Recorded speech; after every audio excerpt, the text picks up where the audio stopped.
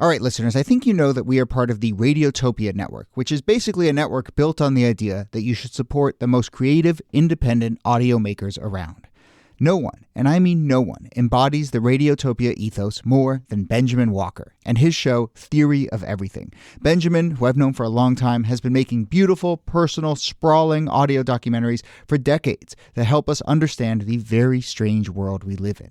And now he has a new series called Not All Propaganda is Art. The new series goes back to the 1950s when Western security agencies like the CIA paid artists, writers, and intellectuals to fight the cultural Cold War. The CIA funds were free. I mean, no one was told what to say. Gloria Steinem, activist who sees the CIA as a sort of enlightened pal or rich uncle, there is another viewpoint. Look, if you're listening to this show, I know you like secret histories. I know you like a mix of culture and politics and shadowy figures. So what are you waiting for? Not All Propaganda is Art from Benjamin Walker. You can find it now wherever you listen or at theoryofeverythingpodcast.com. This episode is brought to you by Progressive. Progressive helps you compare direct auto rates from a variety of companies so you can find a great one, even if it's not with them. Quote today at Progressive.com to find a rate that works with your budget. Progressive Casualty Insurance Company and affiliates. Comparison rates not available in all states or situations.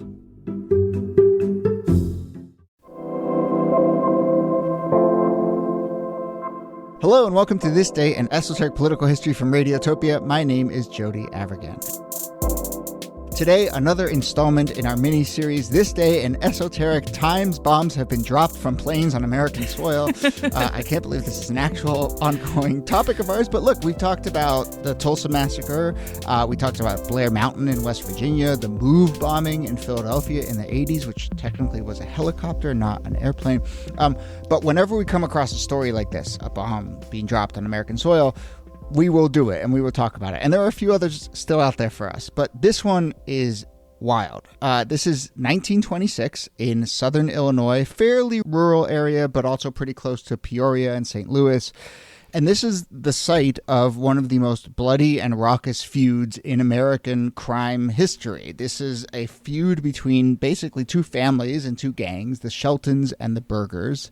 And they are feuding over control of bootlegging and more in the region. And on this day, November 12th, is when things went to an entirely other level as members of the Shelton gang commandeered a plane, flying it over a suspected Birger hideout and dropping homemade bombs onto this encampment. Now, no one was killed except for maybe a dog and a pet eagle. We'll get into that. But this is nevertheless on the list of aerial bombings on American soil, and we will now get into the many crazy twists and turns of the Shelton aerial bombing on the Birger hideout. Here to do that, as always, are Nicole Hammer of Columbia and Kellie Carter-Jackson of Wellesley. Hello there. I feel like we're flapping a red flag in front of our listeners to tell us all of the aerial bombing stories they've got hidden away for us. They keep popping up, and moreover, there is this question of like, what was the first bombing on American soil? Yes, because very contested. Yes, because and I think this is the first one that's like very clearly this happened. I mean, because even with Tulsa, as we discussed, there were rumors and there was cover up, and there were these questions like, there were schemes to grab a plane and drop them on Black Wall Street in Tulsa, but no one's really sure whether it actually happened. Same thing sort of with Blair Mountain, which was both of those happened a little earlier than this.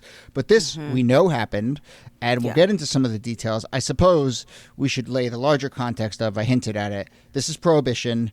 These are two families, crime families, trying to control the sort of liquor trade in southern Illinois. Any other sort of more political, cultural context we need to understand before we get into the details? I think one of the biggest contexts is Prohibition. We often talk about like Al Capone and the gang wars that are happening in Chicago, but just downstate, the same things are happening because this big consumer good has been taken off of the legal market and put on the black market, and that has opened up this space for all types of organized crime. And that's what's playing out here in downstate Illinois. The people who can't hang in Chicago are down here making all of their money in the cornfields of downstate. Right. Yeah. And this is this is like the cartels. This is like a big family, I would say, feud of epic proportions because there's so much money to be made in bootlegging. I shouldn't say it's not just bootlegging. There's also gambling and also all different kinds of underground black markets and rings that are taking place as well. But these turf battles become violent when people are competing over who is going to control the markets, especially who's going to control the markets outside of these big cities, as you mentioned before. This is what really matters. And it's not just fights between rival gangs. You also have people who support prohibition, most notably the Ku Klux Klan, who are also very violent and getting involved in fighting these liquor runners because they oppose any alcohol being sold or trafficked in the U.S.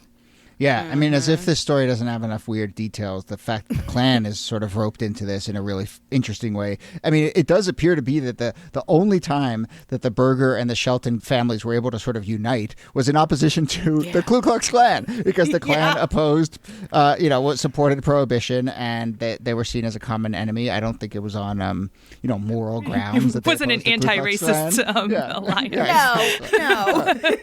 It is fascinating. And I mean, I think of this as, as you were describing, so much of the Prohibition Wars in the East played out in Appalachia and West Virginia and rural territory, because that's where the liquor was made and the supply lines were running and so forth. This feels like a sort of Midwest equivalent of that. So now let's go to what is referred to kind of as Bloody Williamson County, Southern Illinois. Again, a moment here of just incredible violence and clashes between these two families. Other than they don't like each other and they want to control the liquor trade in the region, is there anything else we need to know about the feud between the Birgers and the Sheltons? The Sheltons are no one to mess around with. I mean, not only are they sort of the big drug family in town, but they also have a gang of 50 minions. They have a whole team of people set up to really defend their interests. So when they find themselves competing with, the Birger family, this is not just one guy against another guy. These are whole infrastructures, gangs, if you will, against another gang. It's a lot of people that get involved or have the potential to be involved. Yeah, Birger was a bootlegger who was operating out of East St. Louis. So he's close to the Sheltons. And what happens is that over time, as their little fiefdoms grow, they start to bump into one another. And that competition is so fierce because this is a region that has seen a lot of political violence over the course of the previous decades. It was a place where there were really intense and bloody strikes, so fights between workers and the bosses. The Klan had been really active in the area. And then you also have these bootlegger gangs who are fighting one another. And so you have people who grew up in a place that had seen a lot of violence, who understood that violence was a source of power. And they're playing that out in these wars that were, again, there were members of the Shelton family who were, I think, bloodthirsty is a pretty good way to put it, who seemed to really enjoy the violence that they were enacting and who became enforcers for the gang, and is one of the reasons that this became so deadly.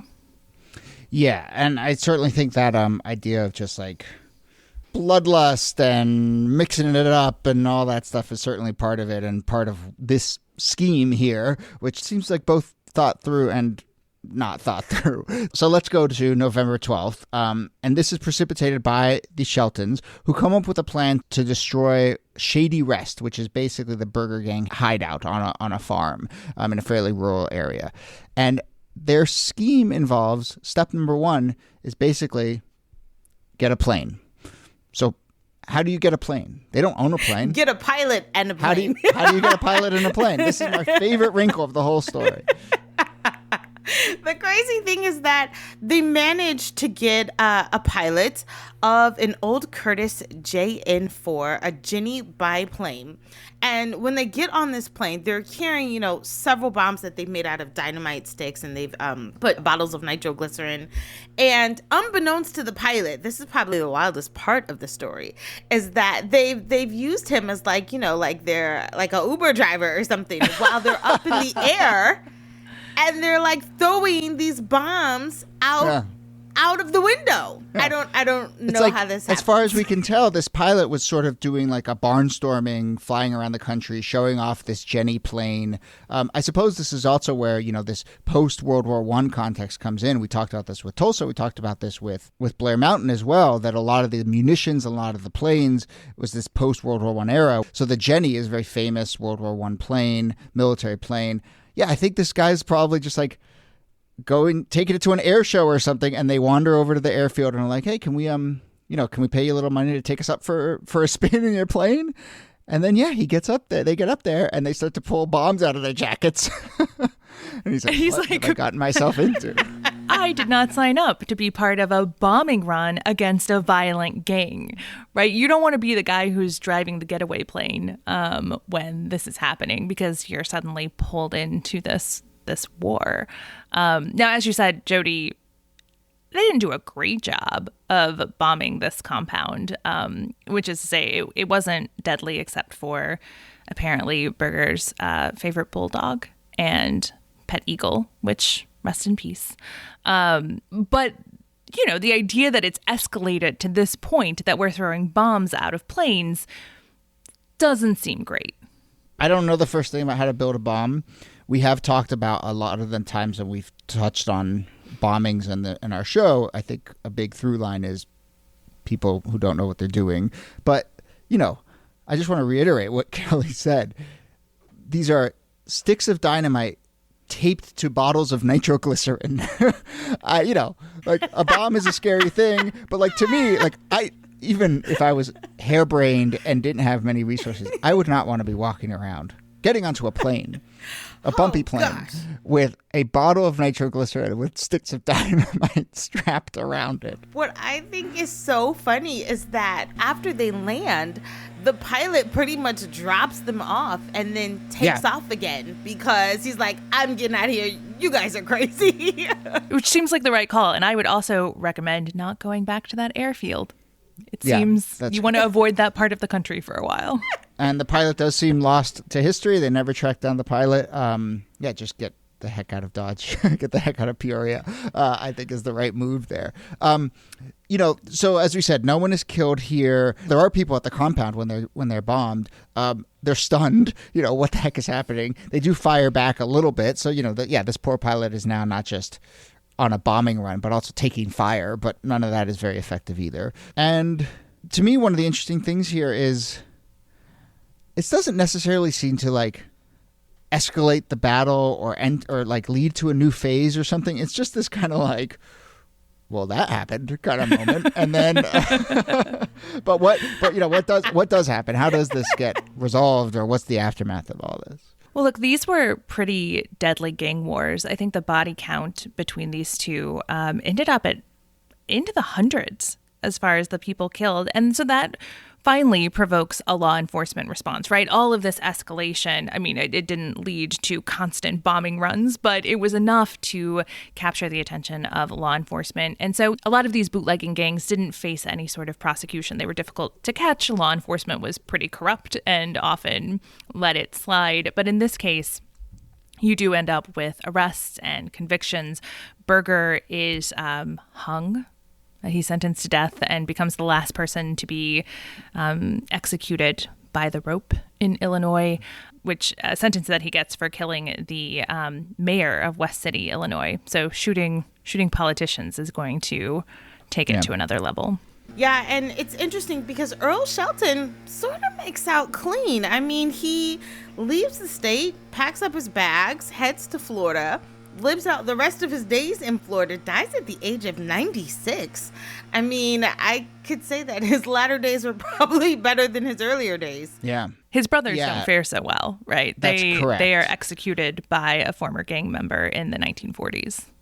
Yeah. So if this moment we're describing here is where the Birgers are sort of the upstart gang trying to move in on the Shelton territory, it does seem as if the Sheltons generally prevail, in part because, as you said, the head of the Birger family is hung, but they sort of hold on to power in the region until about the 40s.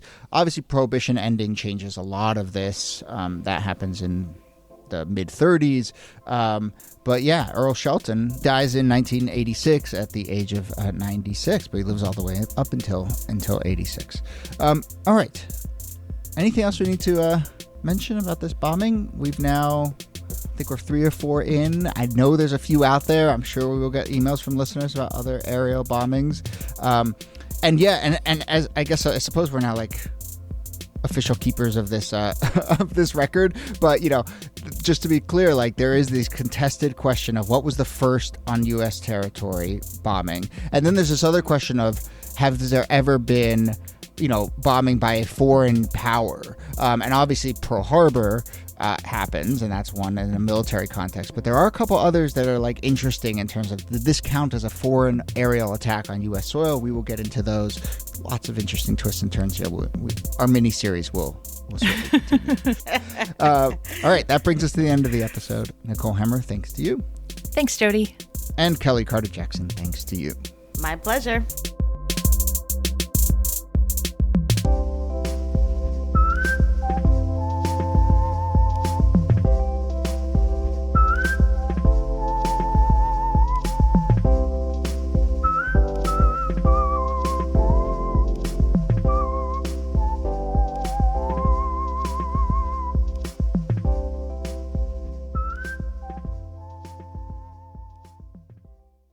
Support for This Day in Esoteric Political History comes from Odoo. If you feel like you're wasting time and money with your current business software, or just want to know what you could be missing, then you'll need to join the millions of others who have switched to Odoo. Odoo is the affordable, all-in-one management software with a library of fully integrated business applications that help you get more done in less time for a fraction of the price. To learn more, visit odoo.com/thisday. That's odoo.com/thisday. Odoo, modern management made simple. Radiotopia.